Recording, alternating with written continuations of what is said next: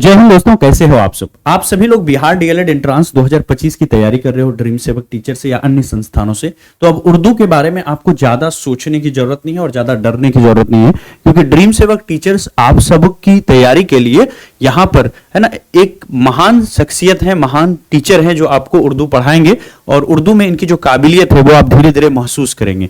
तो यहाँ पर आपको ये अवेलेबल है सर। पहले उर्दू सिलेबस बताने के लिए आए हैं, आज सर का फर्स्ट डे है, तो ये उर्दू सिलेबस को बताएंगे कि उर्दू में आपका बिहार डीएलएड में क्या क्या सवाल आता है। जिस तरीके सर बड़ी मेहनत से ये सब कुछ लिख रखे हैं, सारे चैप्टरों के नाम, उर्दू में आपको क्या पढ़ना है क्या नहीं पढ़ना है वो सब बताएंगे ए टू जेड। सवाल किस किस तरह के आते हैं सर, यहाँ पर मैं देख रहा था सर बड़ी मेहनत से ये क्वेश्चन पेपर भी आपका पढ़ रहे थे उर्दू का, तो ये सब कुछ आपको सर यहाँ बताएंगे। अगले 10-12 मिनट तक आप बने रहिए और आप ही को डिसाइड करना है कि सर का क्लास आपको कैसा लगा। कमेंट में जरूर बताएं। अगर आपको आगे सर से उर्दू पूरा पढ़ना है तो ये आप जरूर कमेंट में सारे लोग लिखेंगे। और बेहतरीन उर्दू पढ़ाते हैं आप, हमारा भरोसा कीजिए हम पे, आप तो भरोसा करते ही हो। आप हम पे भी नहीं करते हो तो इस लोगों पर, ड्रीम सेवक टीचर्स पर भरोसा करो। आप ड्रीम सेवक लर्निंग ऐप पर इंशाल्लाह जरूर सर पढ़ाएंगे उर्दू। और बहुत पुरानी दोस्ती है सर से, बहुत जमाने से हम लोग एक दूसरे को जान रहे हैं, काफी टाइम हो गई है सर से मुलाकात हुए।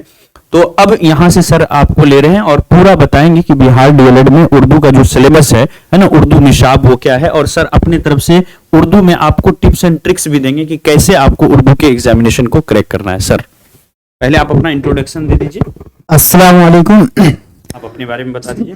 मेरा नाम सुहेल अख्तर, मैं दारुल उलूम मिल्लतुल उलमा लखनऊ से आलिमियत किया हुआ हूँ। और सर की जितना बोले उतना तो वो नहीं, लेकिन अल्लाह ताला इनको जज़ा खैर दे। तो मैं आपको एक ही चीज़ ये बताने जा रहा हूँ कि आपका बिहार डीएलएड 2025 क्या उर्दू का सिलेबस क्या है।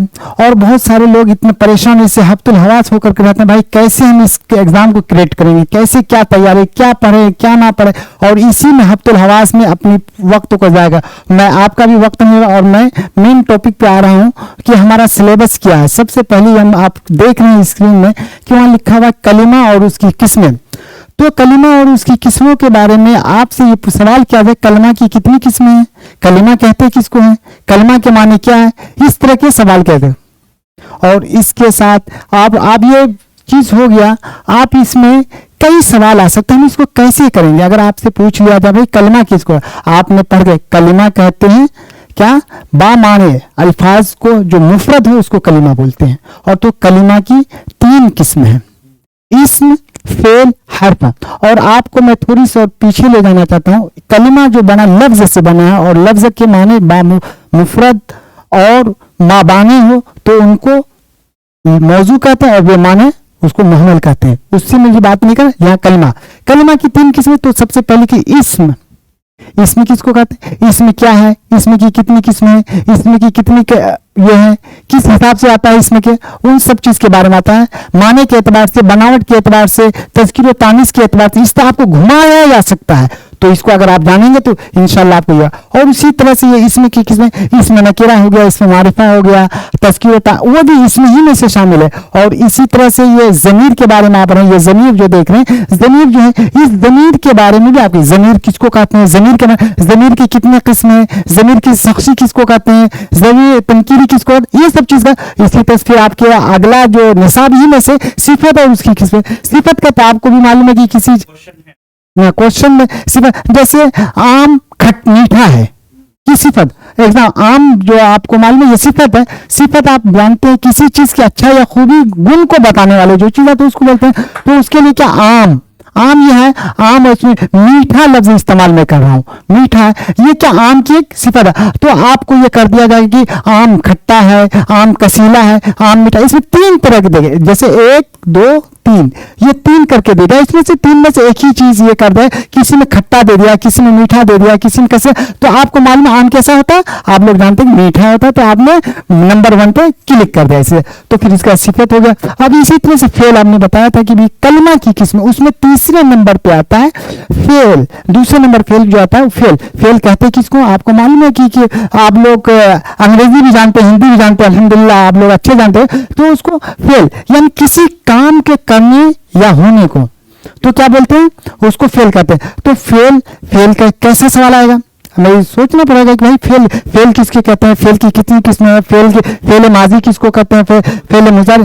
तो इस तरह जैसे अहमद आया, एक फेल, जैद गया, ये मैं लिख रहा फेल, फेल माजी। और एक चीज आप मेरे अजीज बच्चों, आप ये चीज फेल मुतलक फेल बोलेंगे तो उसमें जमाना जो टेंस जो पढ़ेंगे उसके जमाना की जो तीन किस्म, माजी, हाल और इस्तकबाल, ये तीन चीज आया है। तो उनमें से पहला जो आपके निसाब में फेल माजी के मुतालिक से ही ज्यादा, तो फेल माजी, माजी के यानी बीते हुए वक्त में, बीते हुए समय में जिस काम का करना या होना मालूम उसको फेल माजी कहते हैं। फेल माजी, अब फेल जैसे जैद गया, यहाँ पे एक मिसाल दे रहा हूँ, जैद गया। अब ये गया जो लफ्ज है ये कब गया नहीं गया कोई, लेकिन गया है बेचारा। अहमद आया, अहमद आए किस और उसकी किस्में हैं, और फिर उसके फेल माजी की जो 6 किस्में वो सबके माजी, मतलब माजी, करीब माजी, बईद माजी, तमन्ना माजी, एहतमाल माजी, शक्किया वगैरह, शर्तिया, जो इन सब चीज के बारे में आप इंशाल्लाह डिटेल, और आप धीरज बनाए रखें, अपने आप में मुतमिन, अपने आप में सेल्फ कॉन्फिडेंस रखिए, मैं तैयारी कर रहा हूँ, बिल्कुल इसका फल जरूर मिलेगा। आप मेहनत कीजिए और ऊपर वाला आप जरूर आपको रिजल्ट 100% देगा इंशाअल्लाह रहमान। अब इसे फेल के मुतालिक से, और जुमला और उसकी किस्में, अब लोग परेशान रहते हैं जुमला और जुमला की किस्में, बहुत बड़ी परेशानी कर रहते भाई जुमला किसको, आज सिंपल से सेंटेंस तो आप तो पढ़े ही होंगे ना, वाक्य तो पढ़ेंगे, उसी को जुमला बोलते हैं उर्दू में। आप सुन जाते तो परेशान हो रहे, परेशान होने की बिल्कुल जरूरत नहीं है, बिल्कुल। आप जुमला, जुमला 2 तरह के होते हैं। सबसे पहले जुमला क्या तरह होता है, जुमला जो है 2 तरह होता है।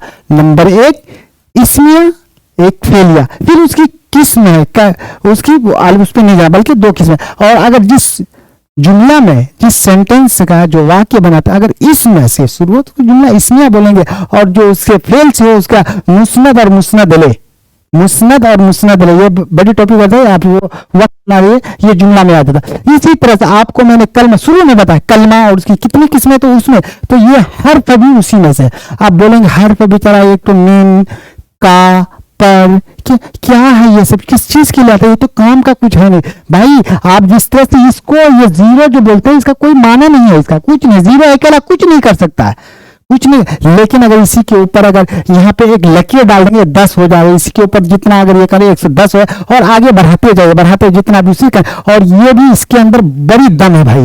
पर गया, पर लफ्ज आया, सी आया, ये सब चीज को उनके हुरूफ में से आते हैं। तो इसी तरह से ये हो गया आत्मा, आत्मा का तो एक चीज को दूसरे के, जैसे अहमद और खालिद एक दूसरे दोस्त, अहमद और खालिद ये दोनों क्या हो गए, दोस्त था, और लफ्ज जो इस्तेमाल आया वो चीज। और इसी तरह से आपको आगे ये करते हुए साबका और लाहिका, साबका लाहिका यानी एक चीज पहले से, जैसे जरूरत, किसकी बात है, जरूरतमंद लफ्ज बाद में, पहले जरूरत पहले से था, मंद, और लाहिका जो उससे मिला और जो उस जुज बन जाए, उस लफ्ज का जुज बन जाए, इस चीज का। और इसे मुतरादिफ, मुतरादिफ कहते हैं, हम एक ही जैसा, जैसे सूरज एक लफ्ज है, और उसी को शम्स भी बोलते हैं, और जो उस चीज को दोनों एक ही चीज इस्तेमाल होते हैं। आफ्ताब महताब, दान, ये आ गया। तो पानदान में से आपसे पूछ लिया कि पानदान कौन सा है, साबका है, लाहिका है, या इसमें जमीन, कुछ भी दे सकते हैं। तो उसमें अगर आप पढ़ेंगे माशाल्लाह पढ़, तो आप फौरन डायरेक्ट साबका लाहिका के जो चैप्टर पढ़े तो उसमें से आ गया। और इसी तरह से आपका मुतरादिफ एक चीज है, जैसे जमीन, हाँ अर्ज भी बोलते हैं, जमीन, जमीन, जमीन आ गया ये, और उसके बाद अर्ज ये आ गया, ये दोनों एक ही तरह के ये चीज हुआ, इस चीज में आ गया। और महवरा यानी कोई ऐसी बिल्कुल गिनी चुनी बात को मुख्तसर अल्फाज में आपको, जैसे आग बगोला, कोई इंसान बहुत गुस्सा में है, उसको बोले भाई फलां गुस्सा में, तो आग बगोला होना, आप इसके बारे में जुमला में इस्तेमाल करने से कि जैद खालिद से आग बगोला हो गया, क्यों, उसका रीजन को उसको जुमले। और आग बगोला का माना भी होता है, आग बगोला का मतलब क्या है ये सब पूछ सकते हैं। और इसी का एराब, अब यहाँ पे एराब के बारे में आपको बताते चलोगी। एराब, एराब कहते हैं जबर जेर पेश को जो होते हैं, 2 जबर 2 जेर, इसको एराब। एराब के फर्क से माने का फर्क बदल जाता है।